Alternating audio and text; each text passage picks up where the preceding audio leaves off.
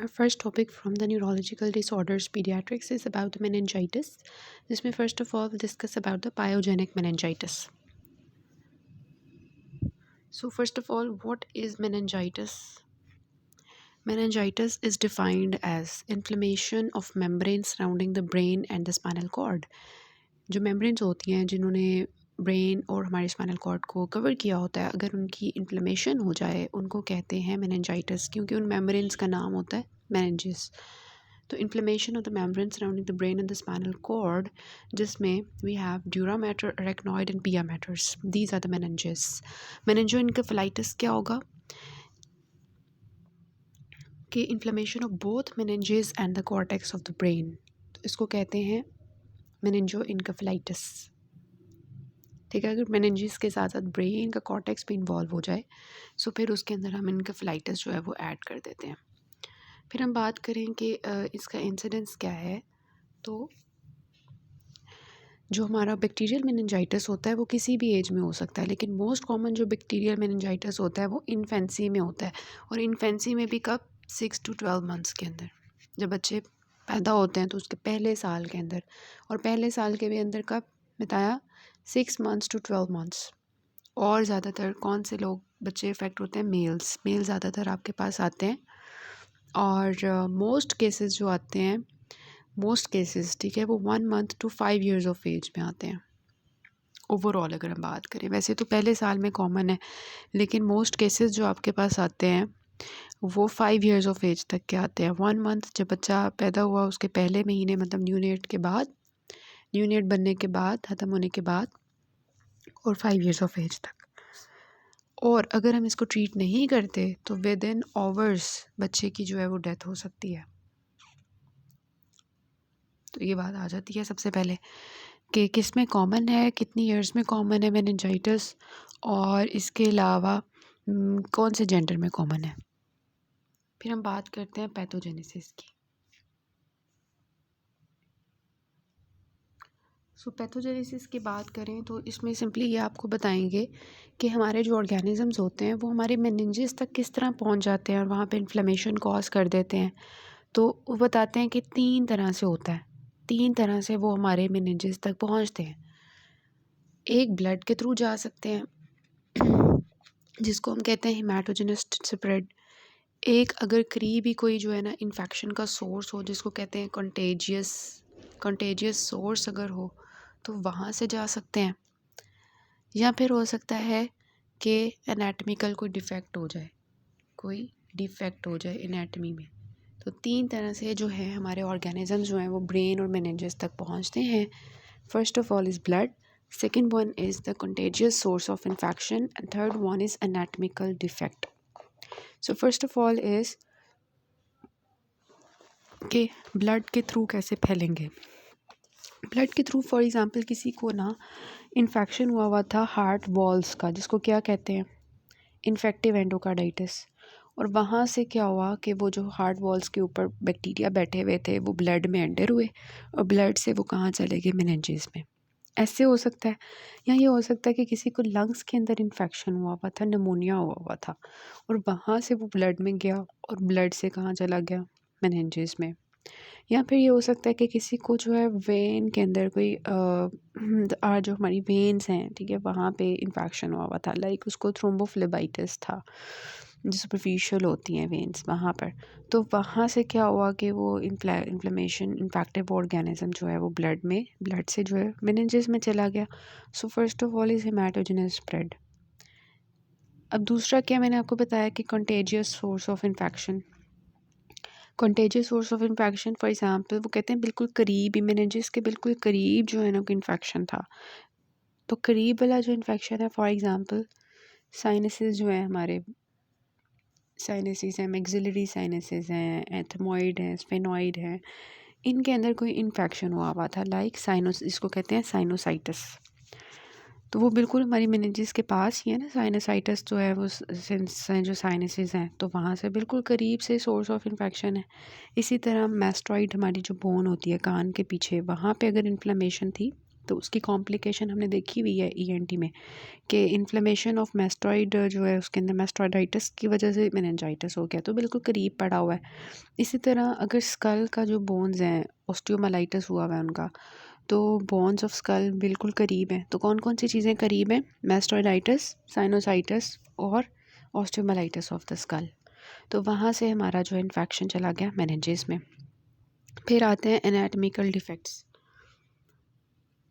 ठीक है, anatomical defects जो है ये सारा यहाँ पे मैंने आपको बताया, हेमाटोजेनस स्प्रेड बताया हुआ है यहाँ पे आपको, और कॉन्टेजियस सोर्स ऑफ इन्फेक्शन, और ये एनाटॉमिकल डिफेक्ट। ठीक है, एनाटॉमिकल डिफेक्ट में बात करते हैं। देखें, एनाटॉमिकल डिफेक्ट सिंपली ये है कि जो बाउंड्रीज हमारी अल्लाह ताला ने एक बनाई हुई है ना, उनमें कोई डिफेक्ट आ गया है, तो वहाँ से ऑर्गेनिजम्स अंदर घुस गए हैं। फॉर एग्जांपल किसी को चोट लगी है और उसकी क्रिब्रिफॉर्म प्लेट जो है वो सेपरेट हो गई है, फ्रैक्चर हो गई है। जिसने क्या किया हुआ था, बेस ऑफ स्कल में बिल्कुल एंटीरियर क्रेनियल फॉसा में हमारे नाक को नीचे रखा हुआ था और सर को ऊपर रखा हुआ था, उनके कनेक्शन को लूज़ नहीं होने दिया हुआ था।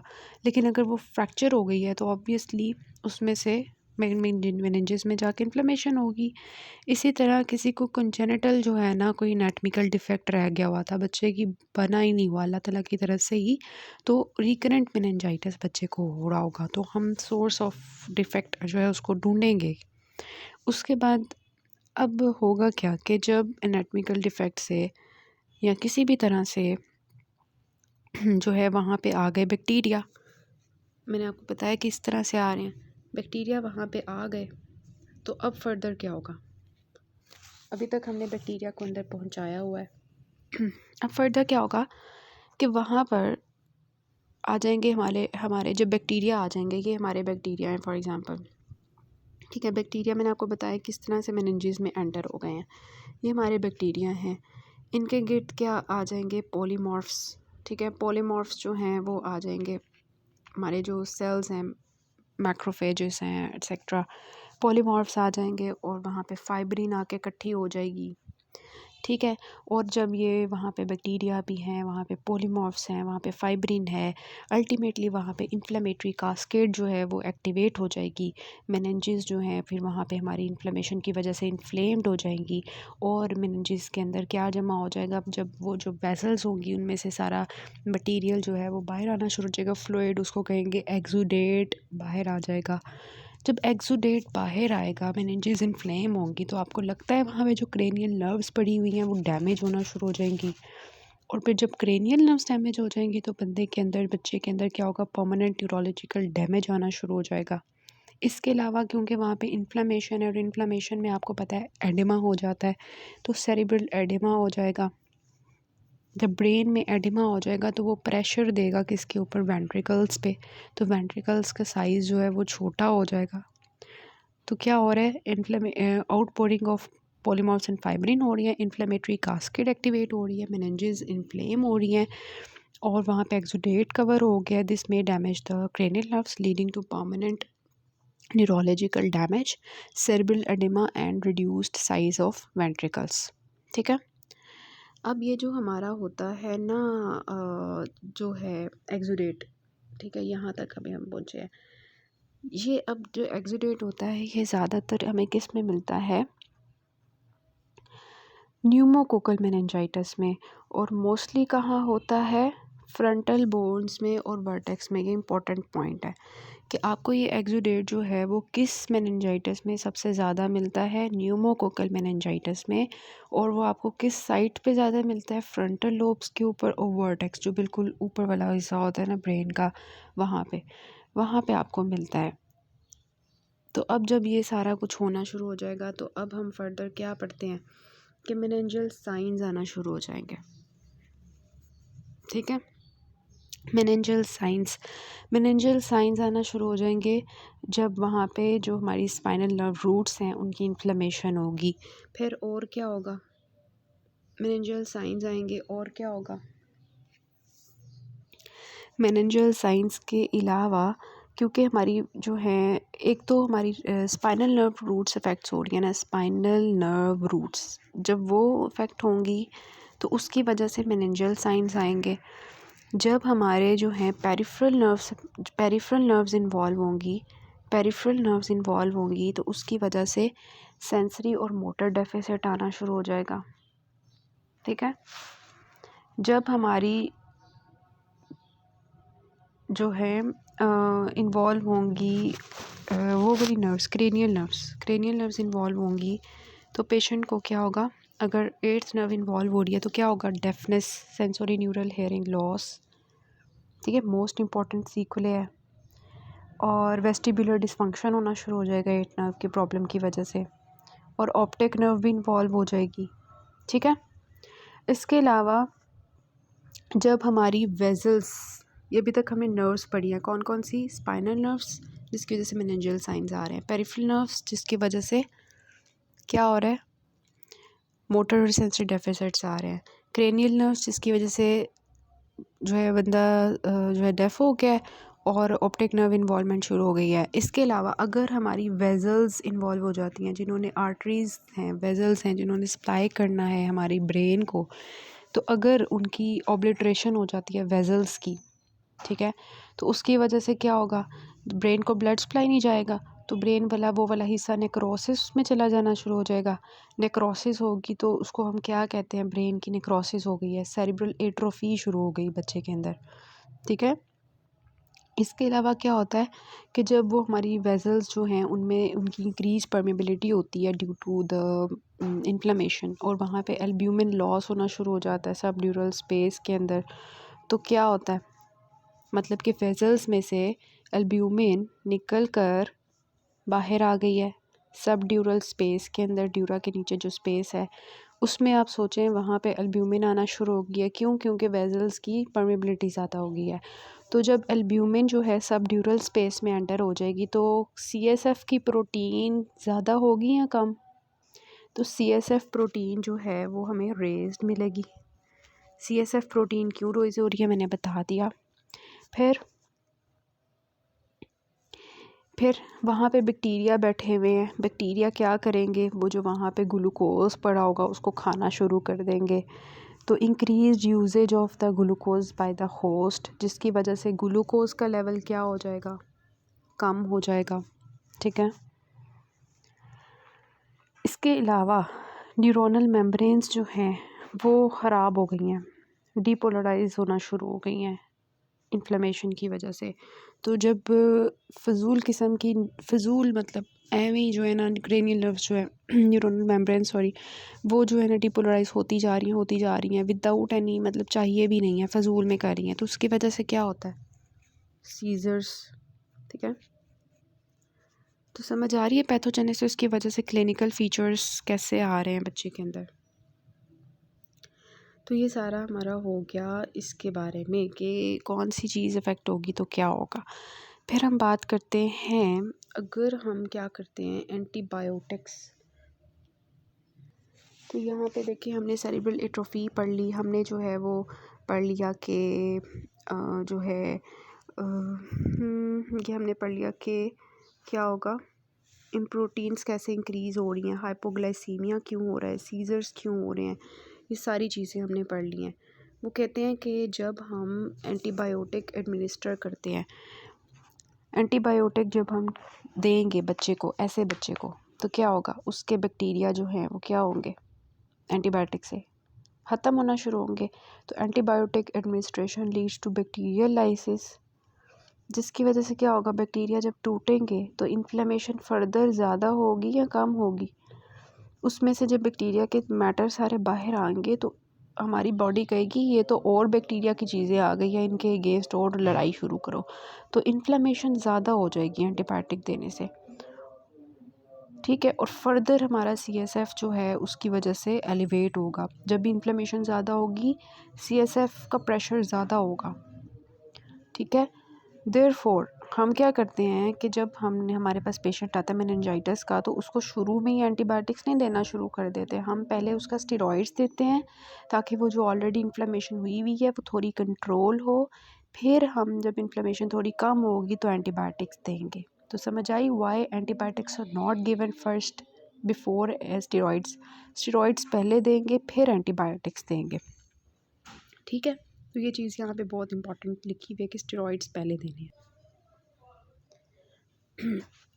सो एक और चीज़ रहती है हमारी पैथोजेनेसिस में कि हाइड्रोसिफिलिस जो है, जैसे मैंने कहा CSF का प्रेशर रेज हो रहा है, तो हाइड्रोसिफिलिस डेवलप हो जाएगा ऐसे बच्चों को एज अ कॉम्प्लिकेशन।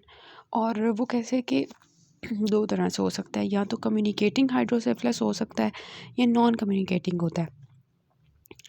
तो इसके डिटेल हमने जो है हाइड्रोसिफिलिस में देखनी है, लेकिन कम्युनिकेटिंग हाइड्रोसिफिलिस जो है इट मीन्स के जो हमारा रेक्नॉइड मैटर है ना, दिस इज़ पिया मैटर, रेक्नॉइड और ड्यूरा मैटर। तो रेक्नॉइड मैटर की जो थिकनिंग हो जाती है ना, उसकी वजह से जो हाइड्रोसिफिलिस होता है उसको कम्युनिकेटिंग हाइड्रोसिफिलिस कहेंगे, जिसमें कोई ऐसा ऑब्स्ट्रक्शन तो नहीं है, लेकिन अगर कोई ऑब्स्ट्रक्शन आ जाती है तो उसको कहते हैं कि नॉन कम्युनिकेटिंग। के अब क्या होगा कि ऑब्स्ट्रक्टिव हाइड्रोसिफिलिस में कि वो जो हमारा जो पूरा वो होता है ना कि CSF का फ्लो होता है कि इस वेंट्रिकल से इस वेंट्रिकल में, यहाँ से वहाँ, यहाँ से वहाँ, तो उसके दरमियान में कोई ऑब्स्ट्रक्शन आ गई है जिसकी वजह से CSF का प्रेशर रेज हो रहा है। लाइक वहाँ पे एक्वेडक्ट ऑफ साल्वस पड़ी होती है, लाइक वहाँ पे फोरामेन ऑफ मेजेंडी होती है, फोरामेन ऑफ लश्का होते हैं, उनकी अगर ऑब्स्ट्रक्शन हो जाती है ना, तो उसकी वजह से जो हाइड्रोसिफिलिस होता है दैट इज़ नॉन कम्युनिकेटिंग या ऑब्स्ट्रक्टिव। नॉन कम्युनिकेटिंग मतलब कि अभी जो कम्युनिकेशन ख़त्म हो गया ना उनके दरमियान में बिकॉज ऑफ ऑब्स्ट्रक्शन, तो वो एक चीज़ होती है, तो फाइब्रोसिस की वजह से ये ब्लॉक हो जाती है। ठीक है, तो ये हमारी सारी पैथोजेनेसिस थी। अब हम चलते हैं क्लिनिकल फाइंडिंग्स की तरफ। क्लिनिकल फाइंडिंग्स जो हैं हमने देखा कि क्या होगी, जिनको बुखार है without any obvious site of infection, कि हमें जो है कोई ऑब्वियस साइट नहीं मिल रही, माँ कहती है इसको बुखार हुआ है, मेरे बच्चे को 100 डिग्री से ज़्यादा 100 डिग्री फ़ारेनहाइट से ज़्यादा बुखार होगा, ठीक है, लेकिन उनको कोई ऑब्वियस साइट हमें नज़र नहीं आ गई कि उनको इन्फेक्शन है, तो हमने उनके अंदर सोचना है कि इसको मेनिंजाइटिस को। ठीक है, फिर हम बात करते हैं न्यूनेट्स के अंदर हमने क्लिनिकल फाइंडिंग्स क्या देखनी है और ओल्डर चिल्ड्रन में क्या देखनी है। फ़र्स्ट ऑफ़ ऑल न्यूनेट, अभी बच्चा जो है वो पहले महीने का है, उसके रिस्क फैक्टर्स हमें सबसे पहले पता होने चाहिए कि उसके अंदर वो प्रेजेंट हैं, कि जब माँ थी उसके अंदर कोई इन्फेक्टिव इलनेस हो ड्यूरिंग प्रेगनेंसी और आफ्टर दैट। ठीक है, prolonged rupture of membranes during delivery, उसके बाद डिफ़िकल्ट डिलीवरी, प्री मेच्योर बच्चा पैदा हुआ था या उसके अंदर स्पाइना बाइफिटा था। So all the risk factors you have to evaluate कि मदर कोई इन्फेक्शन तो नहीं था, और rupture of membranes, difficult delivery, prematurity, spina bifida. Risk factors को देखने के बाद आपने क्लिनिकल फीचर्स पे आ जाना है कि बच्चे के अंदर बुखार होगा, खाना नहीं सही खा रहा होगा, फीड्स पुअरली, टेम्परेचर कम हुआ होगा, हाइपोथर्मिया, बच्चा वॉमिटिंग कर रहा होगा, बच्चा लेथार्जिक होगा, इरिटेबल होगा, उसको कन्वल्जन्स हो सकती हैं। ठीक है, 3 चीज़ें आपने देखनी है। 3 चीज़ें कौन सी देखनी है? 3 चीज़ें जो देखनी है वो ये हैं: bulging anterior fontanelle, head retraction and high pitched cry. ठीक है, एंटीरियर फॉन्टेनेले बल्ज कर रहा है, हेड रिट्रैक्शन है और हाई पिच्ड क्राई है, तो इट इज़ इस्टेब्लिश्ड मेनिंजाइटिस। सबसे पहले आपने रिस्क फैक्टर्स देखे, फिर बच्चे के अंदर ये क्लिनिकल फीचर्स देखने के बाद 3 चीज़ें आपने ज़रूर सोचनी है, देखनी है: bulging anterior fontanelle, head retraction and high pitched cry. इन 3 चीज़ों से आपका मेनिंजाइटिस जो है वो इस्टेब्लिश होगा। फिर हम बात कर लेते हैं अपने ओल्डर चिल्ड्रन के अंदर क्या क्लिनिकल साइंस आएंगे। तो थोड़े से बड़े बच्चे होंगे, उनके अंदर high grade fever, headache, projectile vomiting, seizures, bulging fontanelles, gaping of sutures. Gaping of sutures मतलब कि अभी जो है क्या होगा कि सूचर जो है ना बच्चों के ऐसे क्लोज नहीं हुए होते, मतलब उनकी लाइंस जो है वहाँ से, तो अब जब नीचे इतनी वो इन्फ्लामेशन हुई है तो आपको लगता है कि वो जो सूचर्स होंगे वो खुल जाएंगे और मतलब उनकी गेपिंग हो जाएगी, क्योंकि नीचे इतना प्रेशर हुआ हुआ इन्फ्लामेशन का। तो इस वजह से ना कहते हैं कि बल्जिंग फॉन्टेनेलिस और जो है गेपिंग ऑफ सूचर्स। ठीक है, bulging fontanelles and gaping of sutures, ये चीज़ें हैं। फिर we have the neck stiffness with positive Kernig and Brudzinski के साइन। बड़ों के अंदर जो है ना, आप ये देखते हो, जो एक्स्ट्रा चीज़ें हैं उनके ऊपर फोकस कर रही हूँ कि जो आपने ओल्डर चिल्ड्रन में देखना है। छोटे बच्चों में एंटीरियर फॉन्टेनेले हेड रिट्रैक्शन और हाई पिच्ड क्राई देखना है ज़रूर पर ज़रूर। ओल्डर चिल्ड्रन में आपने ये देखनी है पॉजिटिव और कर्निक और ब्रूडनीज की साइन। इसके अलावा कौन सी क्रेनियल नर्व है जो कि कॉमनेस्ट जो है वो इन्वॉल्व होती है, that is sixth cranial nerve. ये आपने MCQ के लिए भी याद रखना है। सिक्स्थ क्रेनियल नर्व जो इन्वॉल्व होती है। इसके अलावा पेपिलिडीमा होगा बच्चे को। पेपिलिडीमा हो सकता है ड्यू टू इंक्रीज्ड प्रेशर, ठीक है, पेपिलिडीमा ड्यू टू इंक्रीज्ड प्रेशर।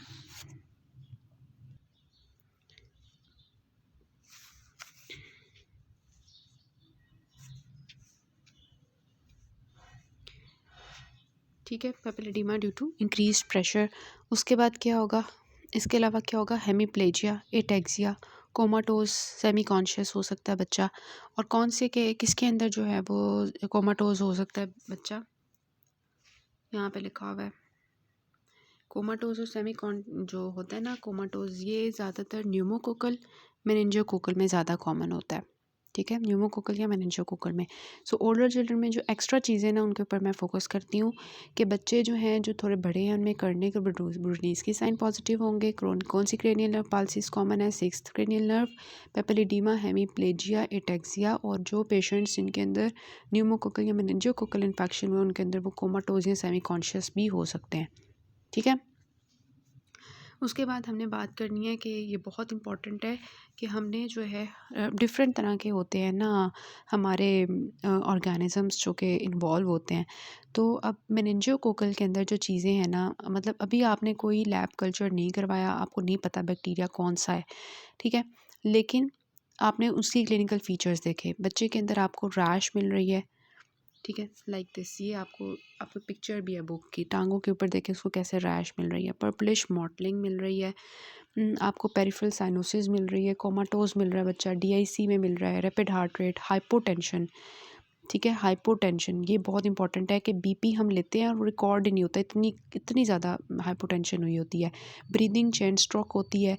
और एक्यूट स्टेज एकदम से अगर मेनिंजियोकोकल की आ जाए तो उसको कहते हैं वाटर हाउस फ्रेडरेशन सिंड्रोम, ठीक है, वाटर हाउस फ्रेडरेशन सिंड्रोम। तो मेनिंजियोकोकल में जो मोस्ट इंपॉर्टेंट चीज़ें हैं उनको दोबारा रिवाइज़ करती हूँ। रैश, पर्पलिश मॉटलिंग, रैश आपने पिक्चर की फॉर्म में भी देख लिया है। हाइपोटेंशन होगी, ब्रीदिंग उनकी चेन स्ट्रोक होगी। इसके अलावा उनकी जो है वाटर हाउस फ्रेडरेशन सिंड्रोम हो जाएगा, जिसमें आपको पता है हमारा एड्रीनल ग्लैंड बच्चे का इन्वॉल्व हो जाएगा, ठीक है। तो इसको कहते हैं जिसमें वो एक्यूट स्टेज में होता है। तो ये सारी हमारी मेनिंजियोकोकल के लिए करैक्टरिस्टिक होती हैं। फिर होता है स्ट्रेप्टोकोकल या न्यूमोकोकल, ठीक है। स्ट्रेप्टोकोकल या न्यूमोकोकल जो है इस केस में ये वाटर हाउस लिखा हुआ है। स्ट्रेप्टोकोकल या मेनिंजियोकोकल के अंदर जो है ना आपका जो मोस्ट इंपॉर्टेंट चीज़ है वो है कान का इन्वॉल्व होना, ओटाइटिस मीडिया मैस्टोडाइटिस, ठीक है। और स्टेफलोकोकल के लिए क्या है, स्टेफलोकोकल हमेशा आपको स्किन याद आती है स्टेफलोकोकल से। तो कोई भी स्किन के साथ प्रोसीजर हुआ हो, लाइक स्किन का इन्फेक्शन हुआ हो, ठीक है, surgical procedure, skin infection, skull fractures, उसकी वजह से स्टेफलोकोकल होता है। और हीमोफिलस इन्फ्लुएंजा के कोई स्पेसिफिक साइंस नहीं होते, जैसे हमने देखा मेनिंजियोकोकल में रैश है, हाइपोटेंशन है, ब्रीदिंग इस तरह की है, या वाटर हाउस फ्रेडरेशन सिंड्रोम है। स्ट्रेप्टोकोकल में हमने देखा, न्यूमोकोकल में ओटाइटिस मीडिया मैस्टोडाइटिस, स्टेफलोकोकल में हमने स्किन और सर्जिकल प्रोसीजर, स्कल फ्रैक्चर्स देखे। हीमोफिलस में कोई ऐसा इस तरह के क्लिनिकल साइंस नहीं आते। और हीमोफिलस जो होता है वो मोस्टली जो है अगर 6 मंथ्स टू 2 ईयर्स के बच्चे के अंदर मेनिंजाइटिस हुआ है ना, तो आपने सोचना है कि this might be the Haemophilus influenza, ठीक है। तो बिटवीन अगर 6 मंथ्स टू 2 ईयर्स में बच्चा आता है तो आपने जो है मोस्ट लाइकली कॉज जो है हीमोफिलस इन्फ्लुएंजा को सोचना है। So this was all about the clinical findings of the हमने क्लिनिकल फाइंडिंग्स में देखा कि न्यूनेट्स में क्या होते हैं, ओल्ड चिल्ड्रन में क्या होते हैं, और एटियोलॉजी वाइज जो है कॉज मतलब ऑर्गेनिज्म वाइज क्या क्लिनिकल फीचर्स आते हैं। नेक्स्ट हम इन्वेस्टिगेशंस करते हैं, फिर ट्रीटमेंट करते हैं।